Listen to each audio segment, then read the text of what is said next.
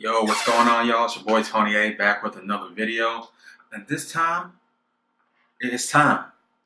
It is time, ladies and gentlemen, to review the iPhone XS Max. I've been using this device for the last month, so I feel like it's time to go ahead and review this device properly, take you guys through the ins and outs.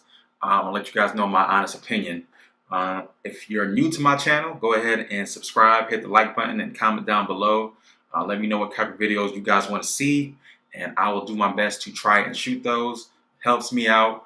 I'm trying to make better quality content. I'm on the way. Got to start somewhere, so hopefully you guys enjoy. Again, this is not obviously any kind of advertisement for Apple. I, of course, purchased this device with my hard-earned money, and I'm going to give you my honest opinions of this device.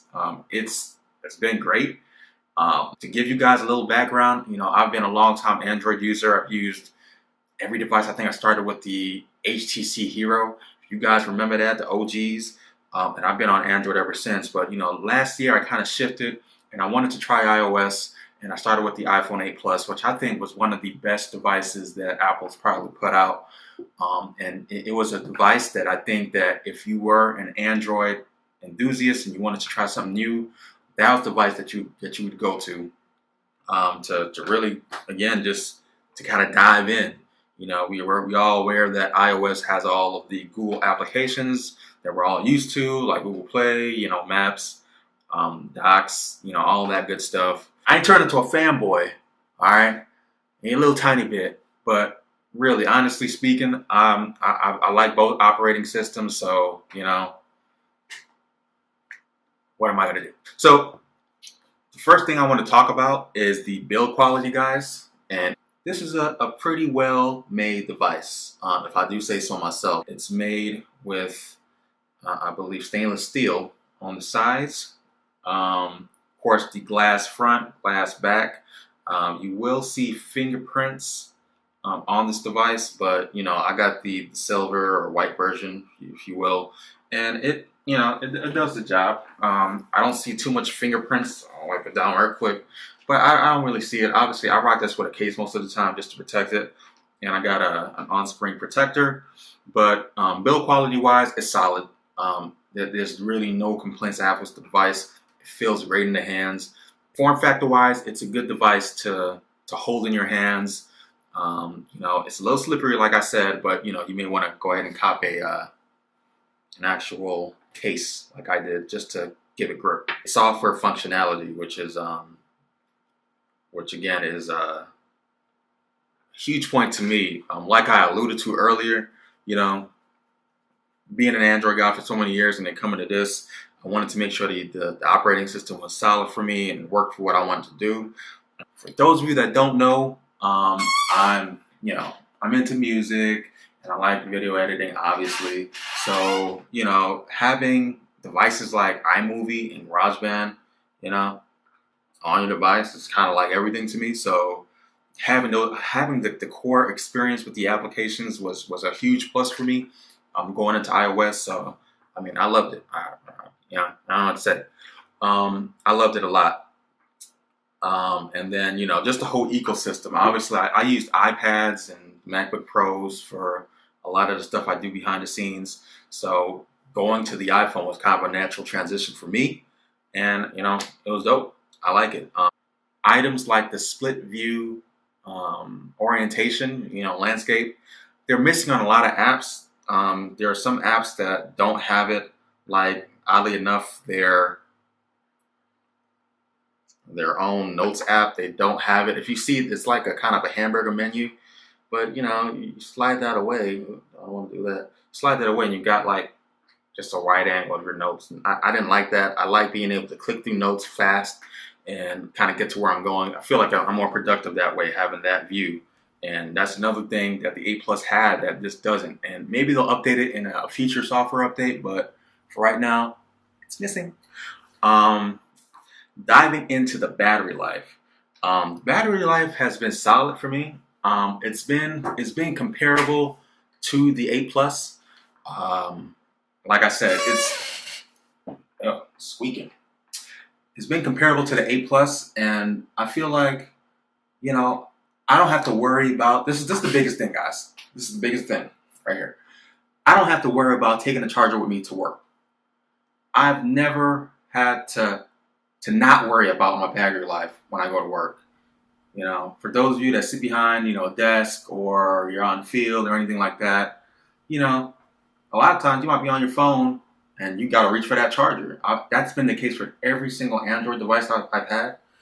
And Android does a lot of processes in the background and stuff. So I get it. But having a device like this, like the iPhone XS Max, and being able to go to work with pretty much a full charge, coming back around 5-6 o'clock in the evening, and then still having like 55% of your battery life, this is dope. I don't worry about it. That's how good the battery life is. Just pretty much charge it overnight, start your day in the morning, and you're good. So one of the biggest selling points, I think, of the iPhone XS Max is the camera. Now, I was a big fan of portrait mode with the iPhone 8 Plus. Of course, they added the bokeh effect with the Max device and the XS, but it allows you to manually edit the bokeh effect, seeing how blurred out the background images would be. So I'll go ahead and show you guys some quick sample photos that I've taken, just kind of out and about, and also when I was on vacation.